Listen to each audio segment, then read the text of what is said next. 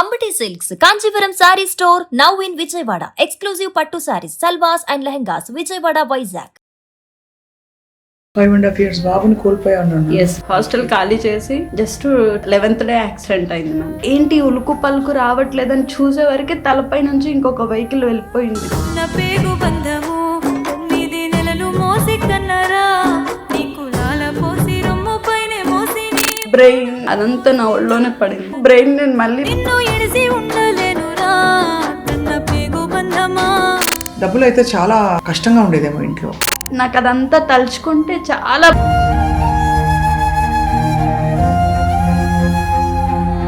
అయితే ఇల్లు ఎలా ఉండేది మీది? రేకుల ఇల్లు ఉండేది. ఆ రేకుల ఇల్లు కూడా ఎలా ఉండేదంటే నన్ను చిన్నప్పుడు అంతా ఏమనే వాళ్ళంటే నిన్నెవరు పెళ్లి చేసుకోరు, నువ్వు చాలా నేను చాలా హర్ట్ అయిపోయి ఏడ్చి అందమైన బతుకునా అలజడి చలరేగనా. ఎంతవరకు చదువుకున్నారమ్మా? బీకామ్ కోటి మెన్స్ కాలేజ్, సెంటెన్స్ పీజీ కాలేజ్లో ఎంకామ్ ఫినాన్స్, తర్వాత ఎల్ఎల్బి చేశాను మ్యామ్. జర్నలిజం ఇప్పుడు ఎక్కడ తక్కువ లేదు. నువ్వు ఇవాళ అంత పరిస్థితి నుంచి వచ్చి ఇవాళ చూడు చక్కగా మంచి ఉద్యోగం, 6 figure శాలరీ సంపాదిస్తూ మంచిగా ఎన్జిఓ నడుపుతూ ఇంతమందికి హెల్ప్ చేయాలని ముందుకు వచ్చావు చూడు. నాకు కూడా ఎన్జిఓ పెట్టాలని, బట్ నేను బాబు పేరు మీద పెడితే నేను చాలా ఓన్ గా ఫీల్ అవుతాను. అది ఎట్లా గ్రో అవుతుంటే అట్లా నేను నా బాబు లేకపోయినా సరే సృష్టికి జీవం పోసినది 2 అక్షరాల ప్రేమ. దేవర్ష్ లైఫ్ నుంచి వెళ్ళిపోవడం చాలా గుండె పిండేసేంత బాధగా ఉంది. రాత్రికి రాత్రి బాబు వచ్చేస్తే బాగుండు, ఇదంతా నాకు కల అయిపోతే బాగుండు. అంటే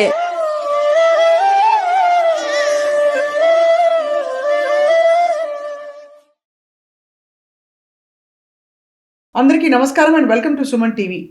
కొన్ని జీవితాలు చూస్తే ఇంత చిన్న కాలంలో ఇంత చిన్న జీవితంలో ఇన్ని జరిగిపోయాయా అనిపిస్తుంది. కానీ ఎన్ని జరిగినా కూడా వెనకాడకుండా ఇంకా 2 అడుగులు ముందుకేసి అన్ని ప్రయత్నాలు చేస్తూ నాకు మాత్రమే కాదు నా జీవితం 10 మందికి ఉపయోగపడాలని అనుకునే వాళ్ళని చూస్తే చాలా స్ఫూర్తి కలుగుతుంది. ఇవాళ ఒక చక్కటి బంగారు తల్లి ఆడపిల్ల మన స్టూడియోకి వచ్చారు. వయసు చాలా తక్కువ.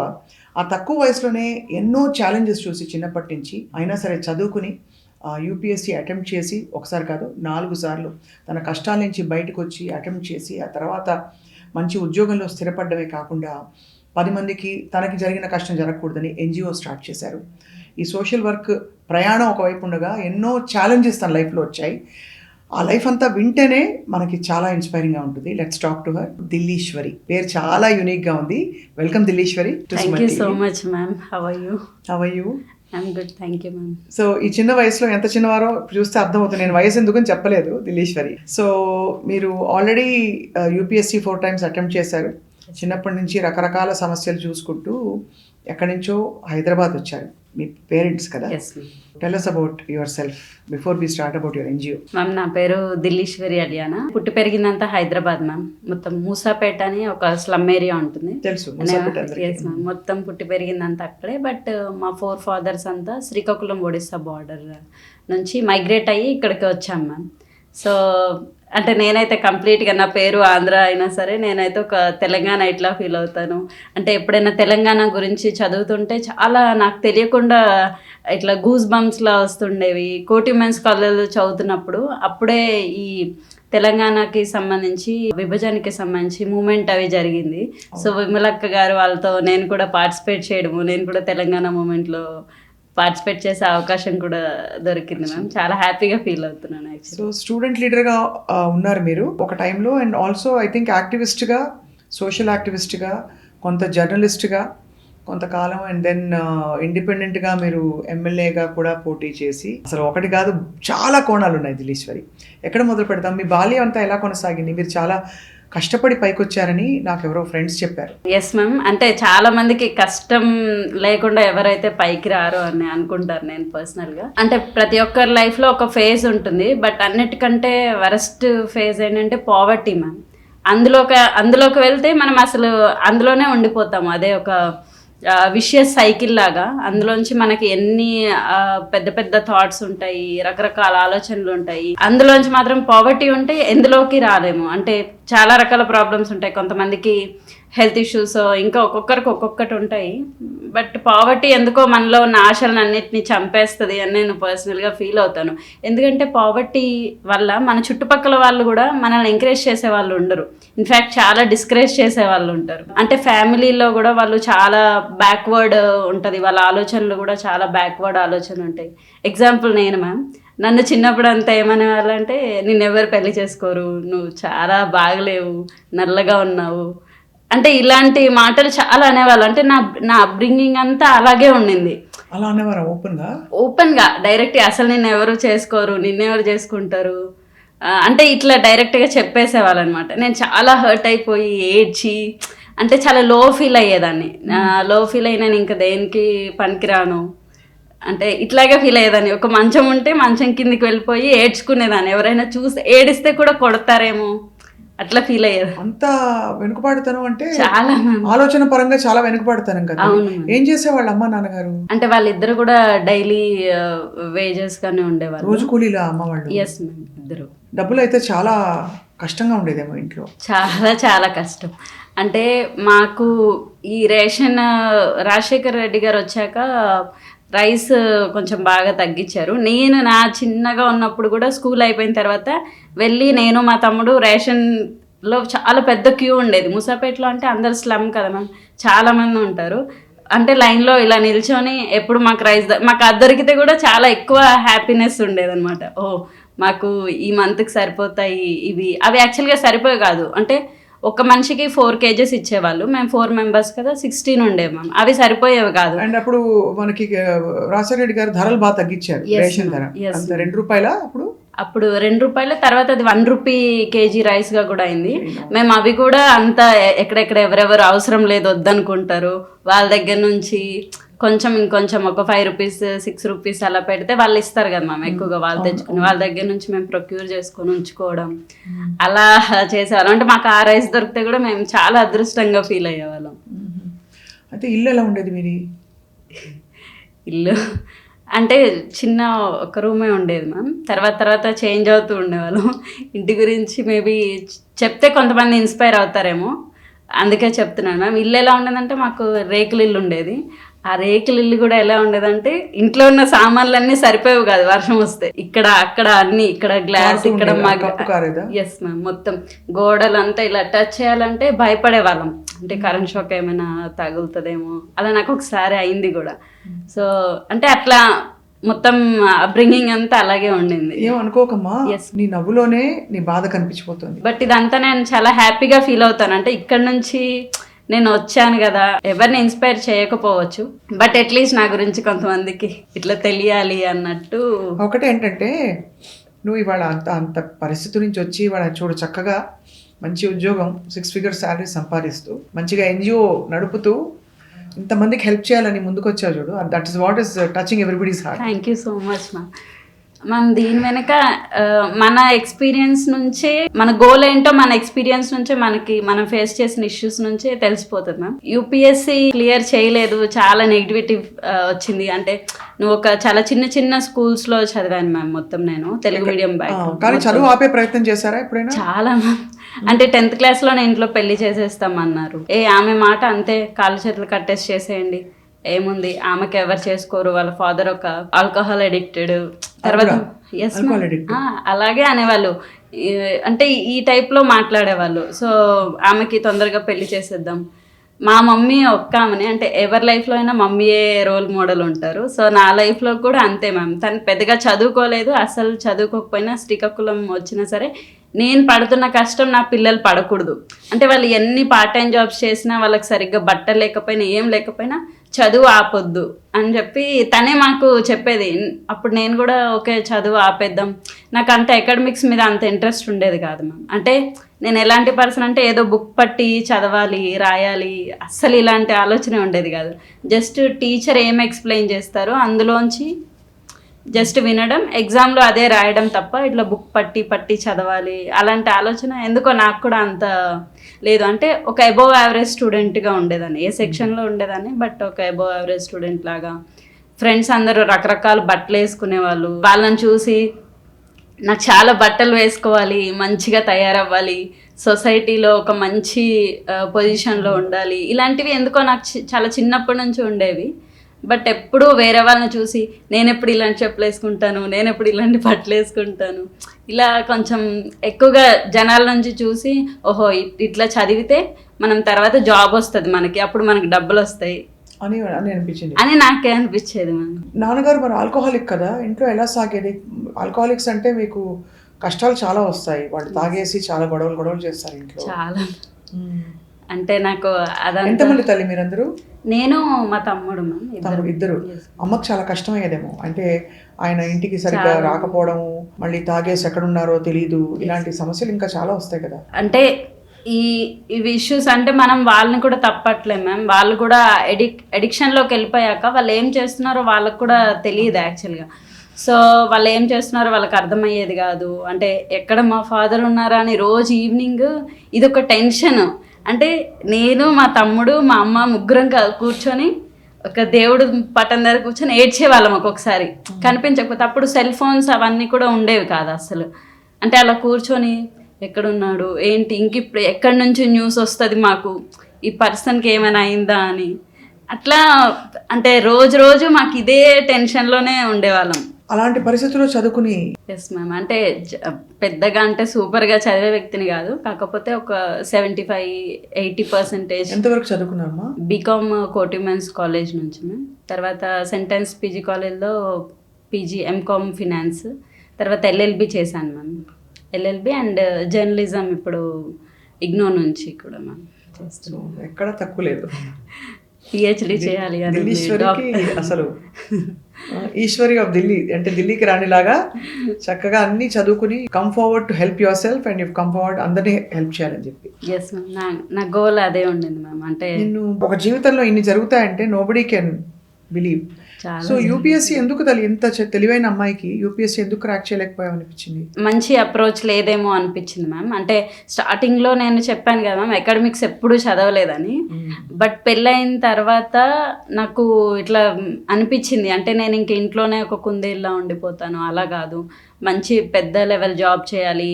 సో అంటే ఒక సోషల్ సర్వీస్ ఇందులో కూడా మనం చేయొచ్చు కదా మ్యామ్. ఒక ఐఏఎస్ అయితే ఒక డెసిషన్ మేకింగ్లో మనం పార్ట్ అవుతాము, మన డెసిషన్తో చాలామంది లైఫ్స్ కూడా ముడిపడి ఉంటాయి. సో ఇలా అనుకొని నేను చాలా సీరియస్గా స్టార్ట్ చేశాను మ్యామ్ ప్రిపరేషన్. అంతకుముందు పంచాయత్ సెక్రటరీ, గ్రూప్ 4 లాంటివి వచ్చినా అది నేను కాదు, నేను ఆస్పైర్ చేసి ఇంకా కొంచెం పెద్దదానికి టేకప్ చేయలేదు. లేదు. సో యూపీఎస్సీకే అంటే అవి క్రాక్ చేయడం వల్ల నాలో కాన్ఫిడెన్స్ పెరిగి ఓకే నేను యూపీఎస్సీ చేయగలనేమో అన్నట్టు యూపీఎస్సీ స్టార్ట్ చేశాను మ్యామ్ ప్రిపరేషను. అంటే నేను ఎప్పుడు బుక్ తీసి చదవని వ్యక్తిని మొత్తం బుక్స్ పట్టుకొని స్టడీ హాల్లో కూర్చొని పొద్దున్న నా డే 5కి స్టార్ట్ అయితే 12కి ఎండ్ అయ్యేది మ్యామ్. మధ్యలో నేను న్యాప్ తీసుకునేదాన్ని.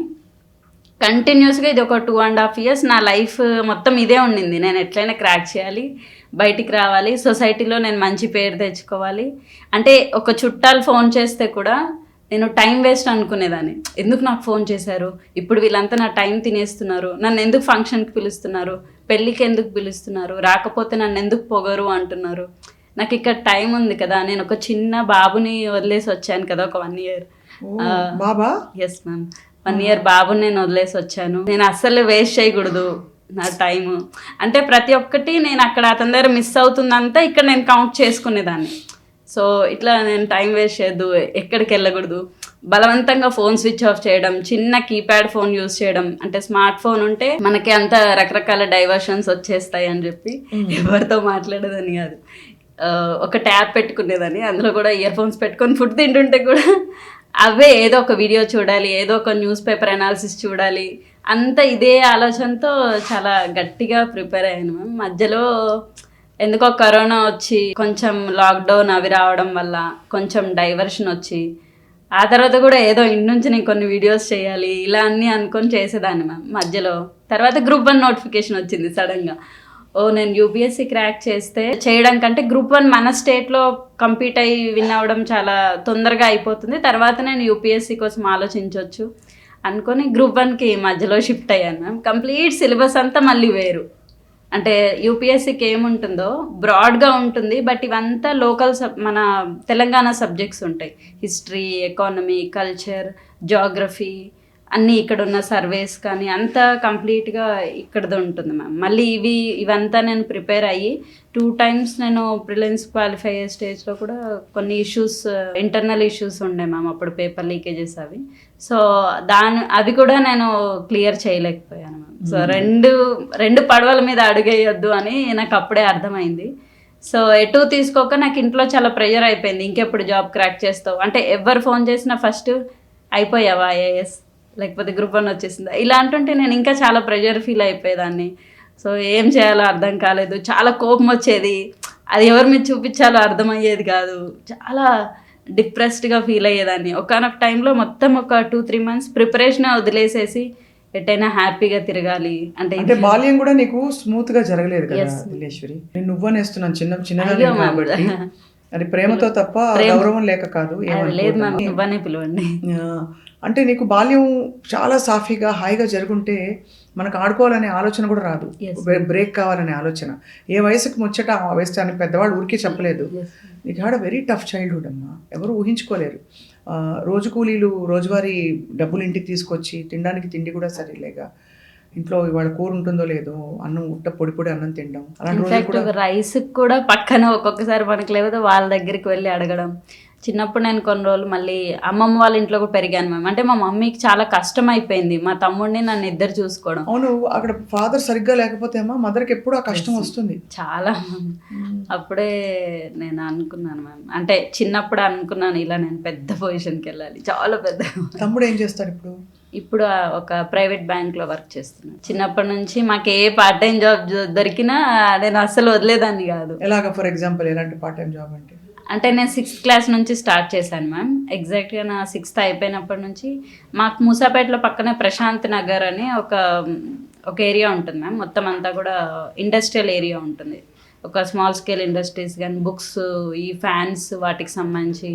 సో అందులో నేను 550 రూపీస్, నాకు ఇంకా గుర్తుంది, నాకు ఫస్ట్ టైం 550 రూపీస్ వస్తే ఇట్లా మా మమ్మీకి ఫస్ట్ ఇచ్చి నేను ఇందులో 50 తీసుకొని చెప్పులు కొనుక్కోవాలా అట్లా. అంటే ఫస్ట్ నేను చెప్పులేవు అప్పుడు, చెప్పులే అంటే నాకు అదంతా తలుచుకుంటే చాలా బాధ వేస్తుంది.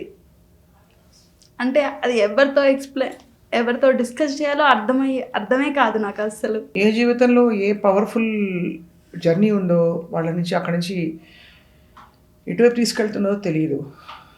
అయిపోయింది మ్యామ్, ఇదంతా నా మంచికే అని ఇప్పుడు నాకు హ్యాపీ టీయర్స్ వస్తున్నాయి. అక్కడి నుంచి ఉత్సాహం వచ్చిందేమో.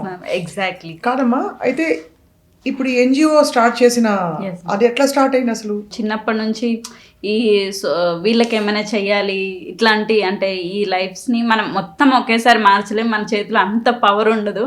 బట్ ఎవరో నాకు తెలిసిన ఏరియాలో కొంచెం చేంజ్ చేయాలి, ఇలాంటి ఆలోచనలన్నీ ఉండేవి మ్యామ్. నా పర్సనల్ లెవెల్లో నాకేమైనా డబ్బులు ఉంటే వాటితో చిన్నగా చేయడం, ఎవరికైనా ఇట్లా అంటే ఏదో పెద్ద గొప్ప దానగుణం అని చెప్పాను మ్యామ్. నా దగ్గర ఉన్న దాంట్లో కొంచెం ఇవ్వడానికి ట్రై చేసేదాన్ని. అప్పటి నుంచి నాకు ఈ ఆలోచన వచ్చింది, ఎవరెవరు ఎన్జిఓస్ ఉన్నారో వాళ్ళతో కనెక్ట్ అవ్వడం, ఇట్లా నాకు ఇంట్రెస్ట్ ఉంది, వాలంటీర్గా వస్తాను, ఇట్లా ఈ రకంగా వస్తాను, ఈ టైప్లో నాకు కొంచెం ఇంట్రెస్ట్ ఉండింది మ్యామ్. తర్వాత ఇంకా కొన్ని రోజులు అయ్యాక నేను ఎప్పుడైతే బాబుని కంప్లీట్గా నేను కోల్పోయానో అప్పుడు ఇంకా ఫిక్స్ అయ్యాను మ్యామ్. నేను బాబుని కోల్పోవడం ఏంటి? బాబు చనిపోయారు కదా మ్యామ్ యాక్సిడెంట్లో. నాకు ఎస్ మ్యామ్, బాబు నాకు నామినేషన్ వేశానని చెప్పాను కదా మ్యామ్. సో 2023 November 10th రోజు నేను నామినేషన్ వేశాను మ్యామ్. November 11th నాకు భరత్ నగర్లో మూసాపేట దాటాక యాక్సిడెంట్ అయింది మ్యామ్. రోజు మార్నింగ్ 10కి. సో దీపావళి ముందు రోజు. ఎట్లా అయింది యాక్సిడెంట్? స్కూటీ మీద వెళ్తుంటే ఒక బస్ వచ్చింది మ్యామ్. అక్కడ బస్ స్టాప్, థియేటర్ అన్నీ ఉంటాయి మ్యామ్ అక్కడ, శ్రీరాములు థియేటర్. అప్పుడు ప్రెగ్నెంటా? లేదు మ్యామ్, బాబు పుట్టాడు. బాబు 6 years, 5.5 years old ma'am. 6 years old 2023లో మ్యామ్. 5.5 years బాబుని కోల్పోయాను. Yes ma'am. బస్ వస్తుంది, ఈ బస్ వస్తుంటే ఇది ఇలా టర్న్ అయింది, జనాలను ఎక్కించుకొని ఇటు బస్ కూడా ఇలా టర్న్ అయింది.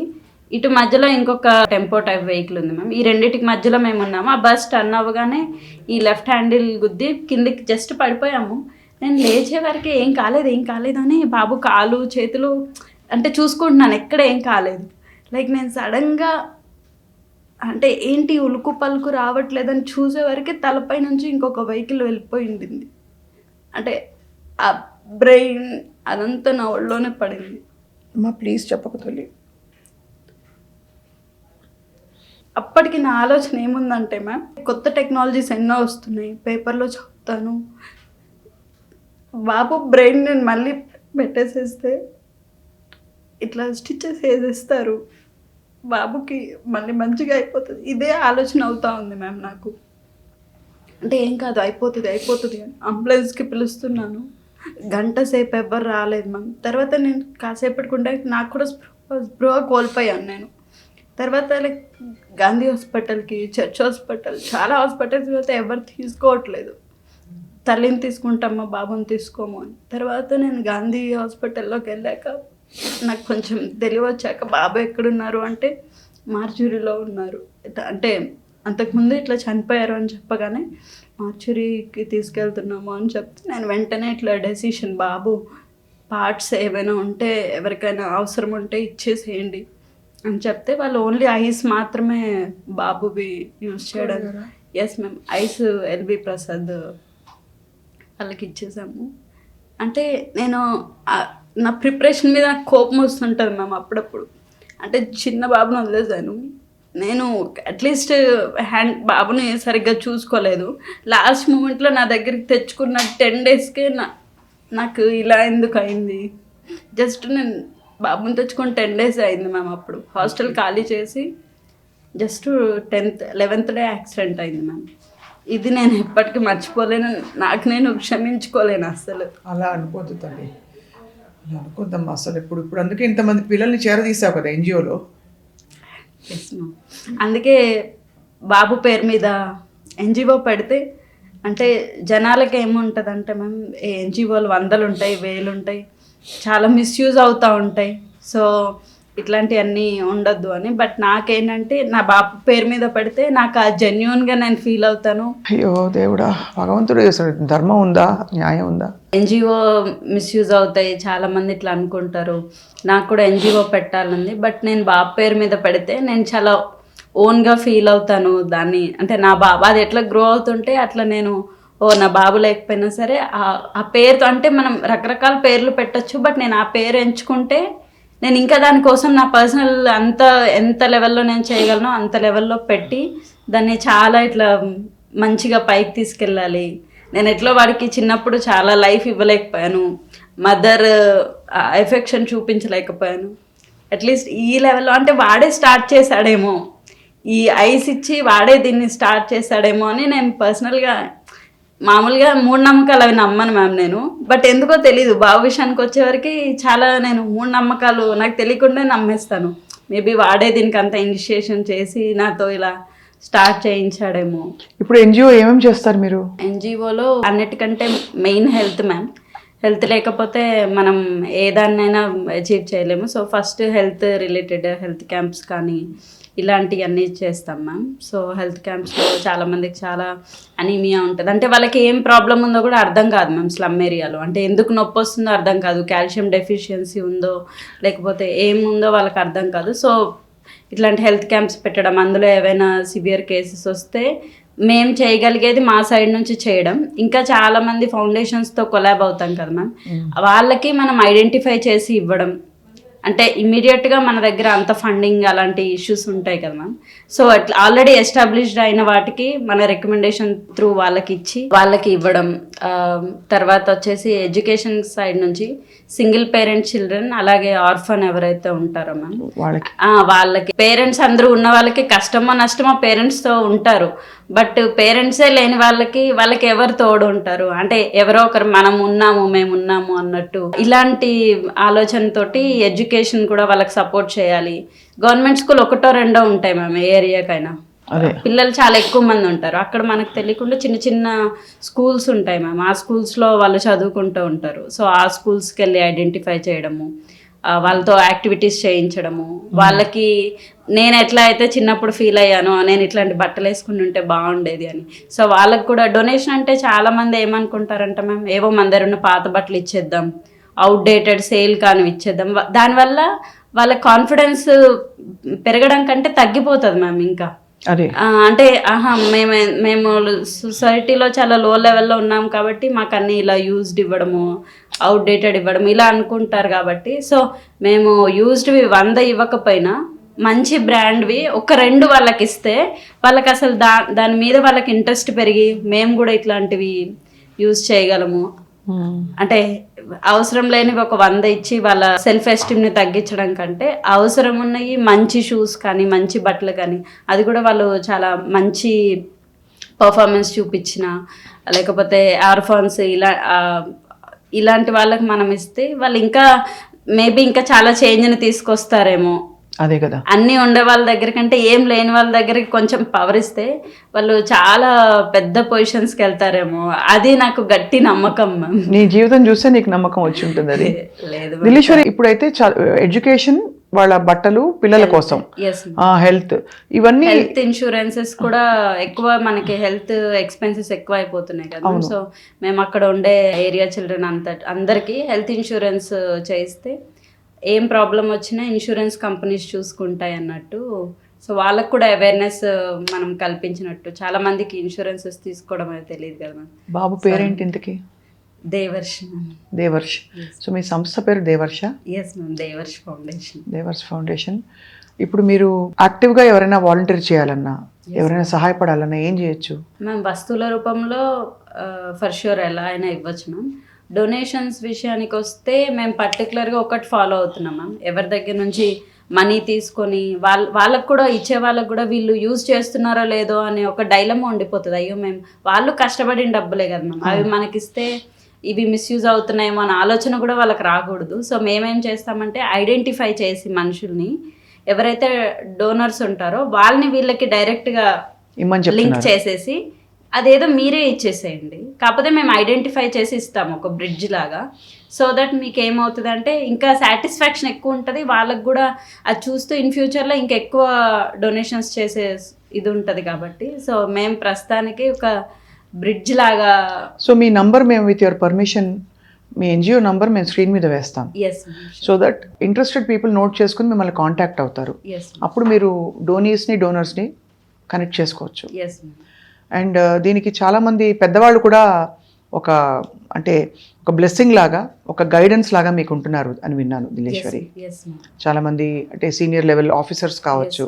చాలా మంది మ్యామ్ అడ్వైజరీ గ్రూప్లో ఒక 17 to 20 మెంబర్స్ ఉన్నారు మ్యామ్. కొంతమంది officers, IAS officers, media channel నుంచి, కొంతమంది ఇండస్ట్రియలిస్టులు, చాలామంది ఉన్నారు మ్యామ్. అంటే ప్రతి ఒక్కరికి మూవీ యాక్టర్స్ కూడా ఉన్నారు ma'am, actresses and actors, anchors కొంతమంది ఉన్నారు. అంటే మనం ఏదైనా ఒక మంచి పని చేస్తే వాళ్ళు మేము కూడా ఉన్నాము అని చెప్పి రావడానికి అదొక నిదర్శనం లాగా అనిపిస్తుంది మ్యామ్. మేము ఇంకోటి ఏం చెప్పామంటే అడ్వైజరీలో ఉండడానికి మీరు ఏదో ఫండ్ ఇవ్వాలి. చాలామంది ఇలా అనుకుంటారేమో, నాకు కాల్ చేశారు వీళ్ళు ఫండ్స్ అడుగుతారేమో. అస్సలు కాదు. అంటే జనాలకి అవేర్నెస్ కూడా ఇంపార్టెంట్ మ్యామ్. ఇలాంటి పెద్ద పెద్ద రోల్ మోడల్స్ వచ్చి వాళ్ళకి ఇది మీరు ఇది చెయ్యండి ఇలాంటివి చెప్తే వాళ్ళ మాటలు ఇంకా బాగా వింటారు మ్యామ్. అంటే నాలాంటి వాళ్ళకంటే ఆల్రెడీ మంచి పొజిషన్లో ఉండే వాళ్ళు చెప్తే స్కూల్స్కి వెళ్ళొచ్చు, అలాగే స్లమ్ ఏరియాస్కి వెళ్ళి వాళ్ళతో మాట్లాడచ్చు, చదివించవచ్చు వాళ్ళని, ఒక చైల్డ్ ఎడ్యుకేషన్ స్పాన్సర్ చేయొచ్చు, వాళ్ళకి కావాల్సిన బట్టలు, ఫ్యామిలీస్కి కావాల్సిన వస్తువులు అన్ని ఏ రూపంలోనైనా మీరు ఐడెంటిఫై చేసి ఇస్తారు, అంతేనా? మేము ఐడెంటిఫై చేసి, అంటే నేను ముసాపేట్ని అడాప్ట్ చేసుకున్నాం మ్యామ్ ఫౌండేషన్ నుంచి. ముసాపేట్ని ఎందుకు చేసుకున్నాం అంటే ఏదో తెలియని ఏరియాకి వెళ్ళి, నాకు అసలు ఏమీ తెలియని ఏరియాకి వెళ్ళి చేసేస్తామంటే అదంతా ఒట్టి మాటే మ్యామ్. అంటే నేను పర్సనల్గా అట్లా ఫీల్ అవుతాను. నేను చిన్నప్పటి నుంచి నాకు అక్కడ సిచ్యువేషన్ తెలుసు, ఎలాంటి జనాలు ఉంటారు. నేను ఆ ఎంపథెటిక్గా ఫీల్ అయ్యి వాళ్ళ అంటే అక్కడ ఏమైనా చేయగలిగి అది ఒక రోల్ మోడల్గా చూపించి, అదొక దాన్ని చూపించి తర్వాత నెక్స్ట్ దానికి వెళ్ళాలి. ఇప్పుడు అరకులో కూడా స్టార్ట్ చేశాం మ్యామ్. అక్కడ కూడా చాలా నీడ్ ఉంది. ట్రైబల్ పీపుల్ చాలా హెల్త్ ఇష్యూస్ ఫేస్ చేస్తున్నారు. అందులో నువ్వంతా ఉత్తరాంధ్ర నుంచి వచ్చావు కాబట్టి నీకు ఆ మూలాలు కూడా ఉంటాయి. అక్కడ ఆ ఇల్లు ఈ ఇల్లు రెండు నీళ్లే కదమ్మా. ఈ మొత్తం ఇన్ని అప్స్ అండ్ డౌన్స్ లో మీ వారు ఎలా ఉన్నారమ్మా? అతను ఓకే మ్యామ్, అంటే సపోర్ట్ చేస్తారు. ఆయన కూడా పాపం చాలా షాక్ అయ్యి చాలా షాక్ లోనే ఉండే మ్యామ్. ఎవరెవరో చాలా మంది చాలా మాట్లాడుతూ ఉంటారు. బట్ ప్రతి దాంట్లో కొంచెం సపోర్టివ్గానే ఉన్నారు మ్యామ్ ఇప్పటి వరకు. ఇన్లాస్ సైడ్ మీరు లవ్ మ్యారేజా అరేంజ్డ్ మ్యారేజా? Love marriage. బికాస్ చిన్నప్పుడు పెద్దవాళ్ళు బలవంతంగా చిన్నప్పుడే పెళ్లి చేసేద్దాం అనుకున్నారు. Yes ma'am. నేను ఇంకొకటి అంటే లవ్ మ్యారేజ్ గురించి నేను అప్పుడు ఏమనుకున్నాను అంటే మా సైడ్ అప్బ్రింగింగ్ అంటే జనాలు ఎట్లాంటి ఆలోచన ఉంటుందో నాకు తెలుసు కదా మ్యామ్. సో నాకు చూస్తే ఇక్కడ శ్రీకాకుళం వాళ్ళని చూస్తే అంటే వాళ్ళు ఎవరు అట్లాంటి అని అనట్లేదు మ్యామ్. అంటే నా మెంటాలిటీకి ఆ మెంటాలిటీ సరిపోదేమో అలా అనిపించేసి కొంచెం పాత కాలంగా నువ్వు ఇక్కడే ఉండాలి, ఇలా ఇల్లే చూసుకోవాలి, బయటికి వెళ్ళొద్దు, అంటే ఆడపిల్లలు ఇట్లే ఉండాలి అనే ఆలోచన ఉంటుంది మ్యామ్. పొరపాటున నేను బయటికి వెళ్తానా అని చెప్పిన అక్కడ ఎవరితో మాట్లాడుతున్నావు అంటే ఇలాంటిది నాకు అంత సెట్ కాదు. అంటే నన్ను అంత కర్టైల్ చేసే ఇలాంటి మైండ్ సెట్ కాదు. కొంచెం నేను ఏదైనా డిఫరెంట్గా బయటికి వచ్చి చెయ్యాలి, అలాంటి ఆలోచనకి సెట్ కాదు అట్లా అనిపించి నాకు అతను ప్రపోజ్ చేయగానే అంటే నేను క్యాస్ట్ లేకపోతే ఏముందో ఏం చూడలేదు మ్యామ్. అంటే నేను ఫస్ట్ తెలంగాణకి ఇంకా కంప్లీట్గా నేను ఇక్కడే ఉండిపోతాను, నేను ఎక్కడికి వేరే ఊరికి వెళ్ళిపోను, మా పేరెంట్స్ని వదిలేసో లేకపోతే ఎవరిని అందరిని వదిలేసి వేరే ఊరికి వెళ్ళిపోను, నేను ఇంకా ఇక్కడే తెలంగాణలోనే హైదరాబాద్లోనే స్థిరపడిపోతాను. అది ఫస్ట్ రీజన్ ఉండింది మా పెళ్ళి. పేరెంట్స్ ఇప్పుడు ఎక్కడున్నారమ్మా? మాతోటే ఉన్నారు. మీతోటే ఉన్నారు. మీరు మీ వారు పేరెంట్స్ ఉంటారా? Yes ma'am. సో పేరెంట్స్ ని చూసి చాలా గర్వపడతారా? వాళ్ళు హ్యాపీగా ఉంచావా? గర్వం మా మమ్మీ హ్యాపీగానే ఫీల్ అవుతారు. అట్లీస్ట్ నేను కొంచెం ఏదో చెయ్యాలని ట్రై అంటే ఇంతకుముందు ఏం గర్వపడలేదు. ఈ ఫౌండేషన్ ఎప్పుడు స్టార్ట్ చేశాను అప్పటి నుంచి తను కొంచెం హ్యాపీగా ఫీల్ అవుతుంది. అంటే తనది కూడా సేమ్ ఆమె మైండ్ సెట్ నుంచే నాది వచ్చిందేమో అనిపిస్తుంది మ్యామ్. అంటే తను ఒకసారి నేను వెళ్తూ ఉన్నాము, నాకు గుర్తుంది, నేను అప్పుడు ఇంటర్ సెకండ్ ఇయర్, నేను వెళ్తూ ఉంటే మా దగ్గర ఛార్జెస్కి మాత్రమే డబ్బులు ఉన్నాయి. మేము వెళ్తుంటే ఎస్ఆర్ నగర్లో ఒక ఆయన కాలు లేవు మ్యామ్ ఆయనకి. అయితే మన దగ్గర డబ్బులు లేవు కదమ్మా అని అంటే తన దగ్గర 50 రూపాయలు, అంటే తను రోజంతా కష్టపడితే అప్పుడు తనకి 50 నుంచి 100 రూపాయలు వచ్చేవేమో, అవి ఆమె 50 రూపాయలు ఇచ్చేసి తను ఏం చెప్పింది, మనకు 15 రూపాయలు ఉన్నాయి సరిపోతాయి బస్ టికెట్కి, ఇద్దరికి జస్ట్ ఇక్కడ దాకే కదా, అతనికి అది 50 ఇస్తే మనకి కాళ్ళు చేతులు అన్నీ ఉన్నాయి, మరి అతనికి కాళ్ళు పూర్తిగా లేవు కదా, మరి అతనికి ఎవరు ఇస్తారు అని చెప్పి ఆమె అప్పుడే అంటే నాకు అది బ్రెయిన్లో పడిపోయింది. ఈమె ఆలోచన ఇంత ఉన్నతంగా ఉంది, చదువుకోకపోయినా. చాలా అమ్మకి నిజంగా నమస్కారాలు. ఆమె ఆలోచన నుంచే నాకు కొన్ని ఇలాంటి ఆలోచనలు అంటే చాలా. ఒక్కోసారి అయితే ఆమె మెడలో మనకి 2 సూత్రాలు ఉంటాయి కదా, అందులో ఒకటి ఎవరికో ఏదో అవసరం పడితే ఒకటి తీసి, అంటే అది మాత్రమే ఉండింది, అది తీసి తను ఇచ్చింది.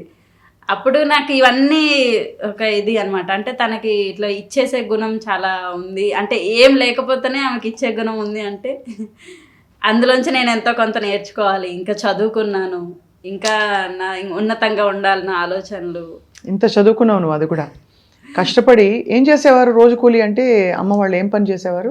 పొలం పనా లేకపోతే?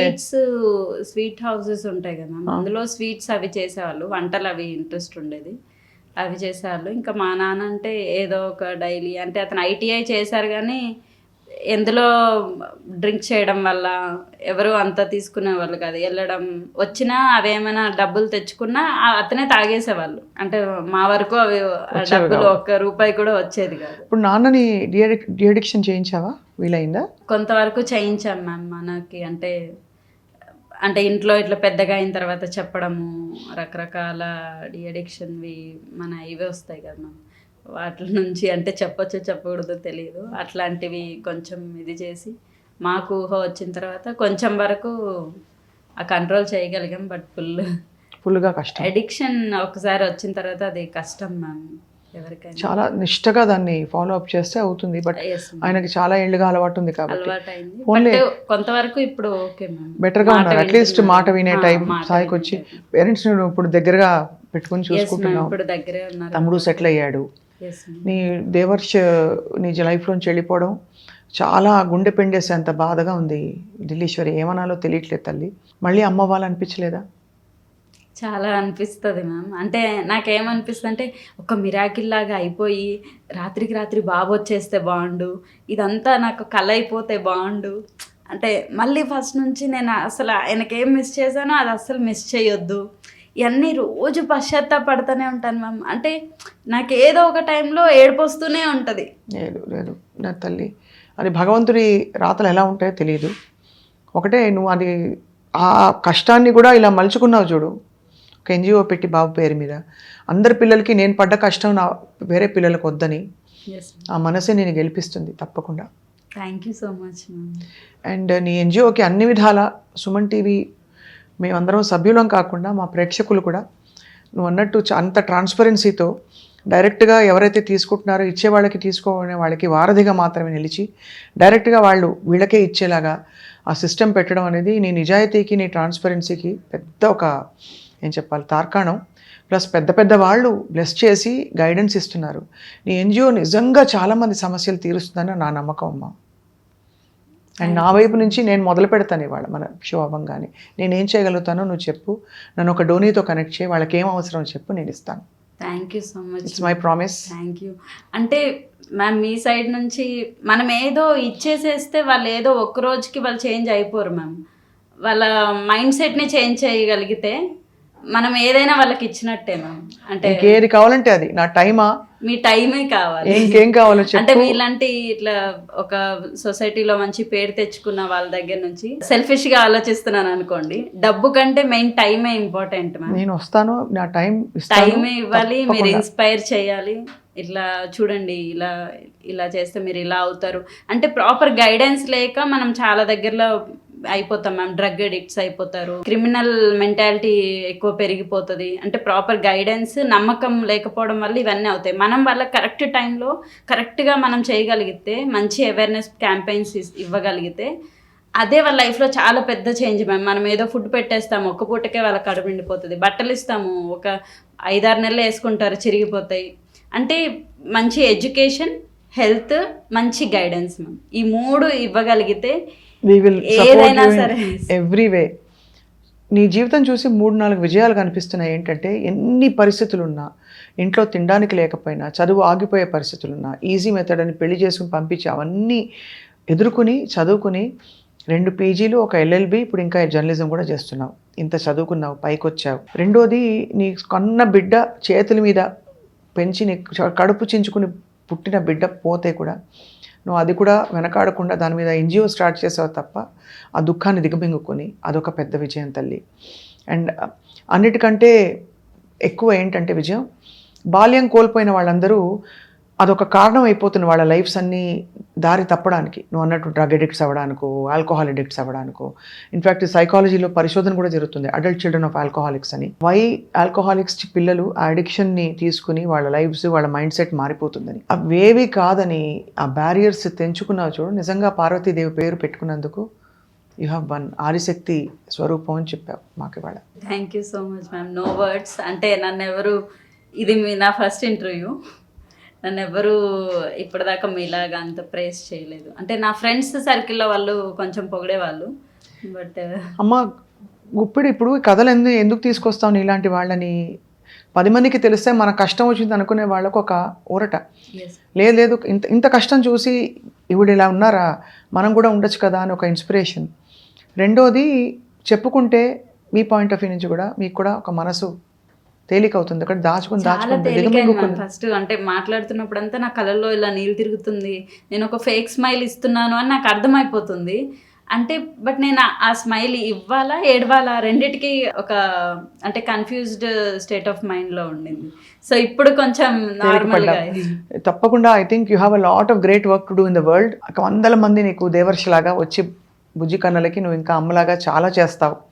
అండ్ భగవంతుడి అనుగ్రహం ఉంటే నువ్వు ఇంకొక బుజ్జి కొండ నీ లైఫ్లో కూడా రావాలి. అండ్ నువ్వు మీ వారు మీ టీం అంతా చాలా ఈ సంక్రాంతి తర్వాత కళకళలాడుతూ సుభిక్షంగా ఈ పండగతో అన్నీ మొదలు పెట్టాలని చెప్పి, అలాగే మీ యజ్ఞంలో ఉద్యమంలో మేము కూడా మీ వెన్నంటే ఉంటామని మాటిస్తున్నాను Dileswari. Thank you so much ma'am. ఇలాంటి అష్యూరెన్స్ ఎవరు ఇవ్వలేదు. Thank you for sharing a very personal story with us today and wish you all the best. God bless you అమ్మా. Thank you so much ma'am. And Suman TV ప్రేక్షకులు విన్నారు కదా, so తప్పకుండా మీరందరూ స్పందిస్తారని మనస్ఫూర్తిగా మిమ్మల్ని కూడా మేము విన్నవిస్తున్నాం. Thank you for watching. అందరికీ పండగ శుభాకాంక్షలు.